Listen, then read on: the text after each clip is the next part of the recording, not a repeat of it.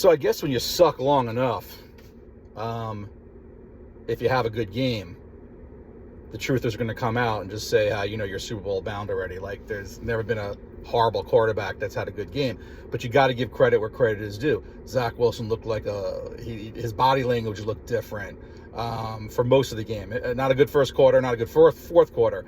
In between that, I mean, there were 11 drives in total. So did he look good on all 11? No, obviously he didn't. The Jets spotted them 17 points. The defense looked like, shit, here we are again. But Zach Wilson, from a body language standpoint, if you never watched football before, you'd be like, God, that quarterback doesn't look like he's just scared. I think he gave the defense a little bit more confidence and kept Patrick Mahomes at bay. Though the time of possession is still something the Jets lose. I think the Chiefs had the ball about 5 more minutes. The rushing yards, the missed tackles on the defense. Jets fans overrate their team more than any other fans. This is not a top 5 defense. They don't tackle well.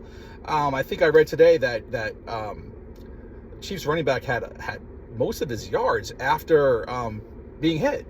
I mean, it can't happen. They make some really good plays, and they've got some really good players, but it's overrated as a defense. It's a bend-it-don't-break defense. Offenses can move the ball, and they tighten up closer to the end zone because they've got good cover guys where, it becomes, passing downs and settle for field goals. Also, Robert Salah, I'm sorry, folks. I'm glad he got fired up, and I'm glad to see some emotion from this guy.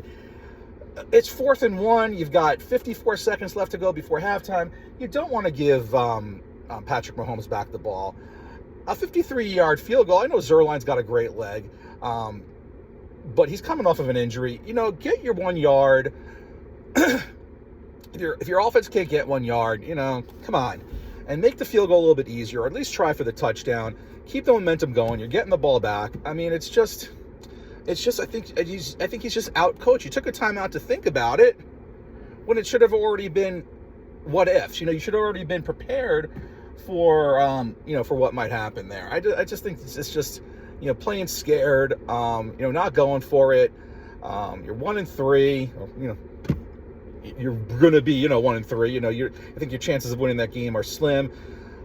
He's got to think, I got to just pull out all the punches. I got to go for it if I'm going to beat this team at home. But at the end of the day, it's a blunder by Zach Wilson that really costs them the game. There's 7 minutes and change left to go. You're moving the ball, and you just have a brain fart.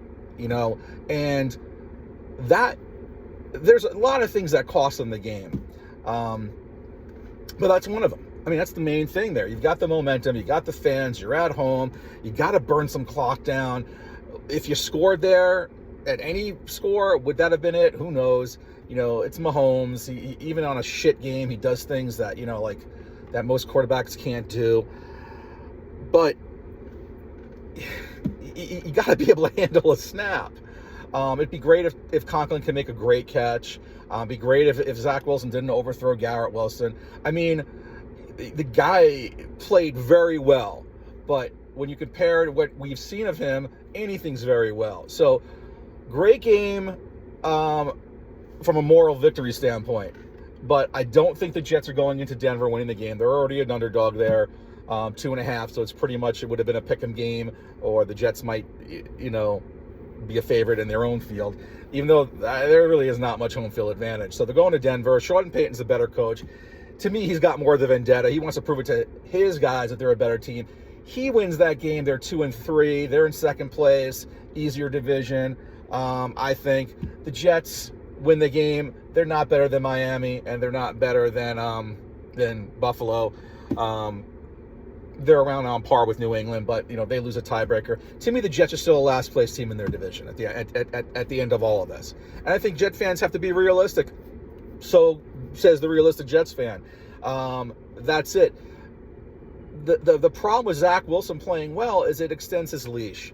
Now, a bad game. Well, he had a bad game, but he had that good game. Now, I still think there's going to be some bad games there. I think they're still going to change quarterbacks.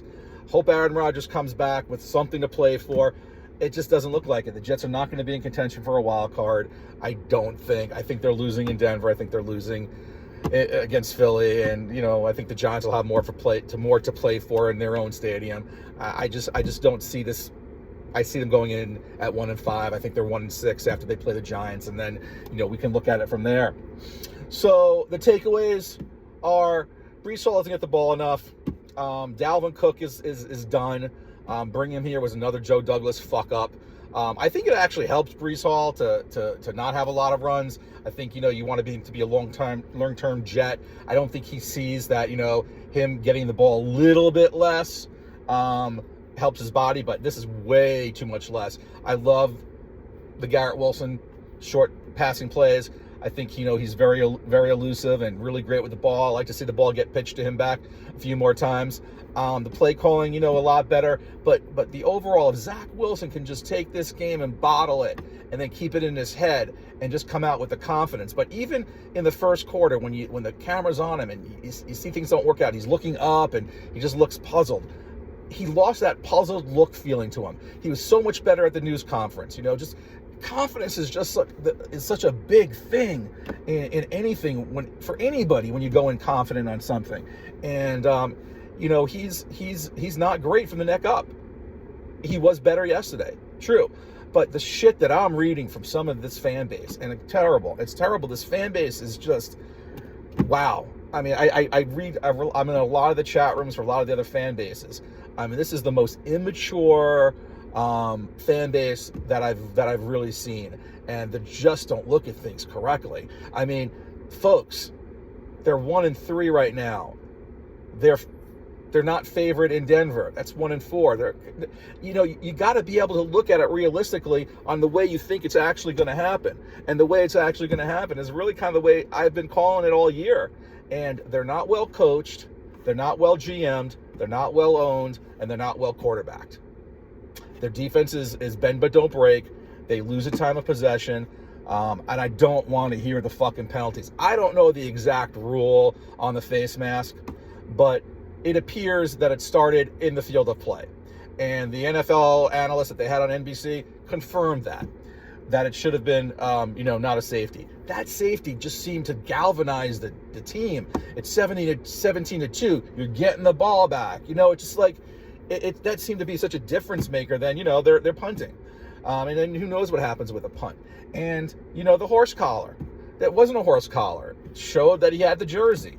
So Jets fans just get on the refs. They blew it, and it sucks because Kansas City just seems to get a lot of those calls. But let's be realistic, folks. And the Jets content people only add to it. It's like the media, People flock to the media. They basically say what they hear, and that's what Jets fans do. And it's a shame. It's a shame that I don't have more subscribers here. So anyway, a bad loss. A bad loss. It hurts more when you're close and you had a chance to beat. The team was beatable. They came in. They took the Jets for granted. Patrick Mahomes took a little bit of Zach Wilson with him, made some just weird throws and such. The Jets really had a good chance to win this game. The bottom line is you have the ball. There's 7 minutes to go. You're at midfield. Your quarterback can't fumble the snap. Is it his fault? No, there's 60 minutes to a game. But that's the prime spot there, folks. So, let's see what happens in Denver. Big game. You go 2-3 there. You get some momentum. Philly's going to lose a game. Maybe they take you for granted. God, if you can go 3-3, that's what we hoped from the beginning. That's a big deal. 3-3, a lot different than 1-5, folks.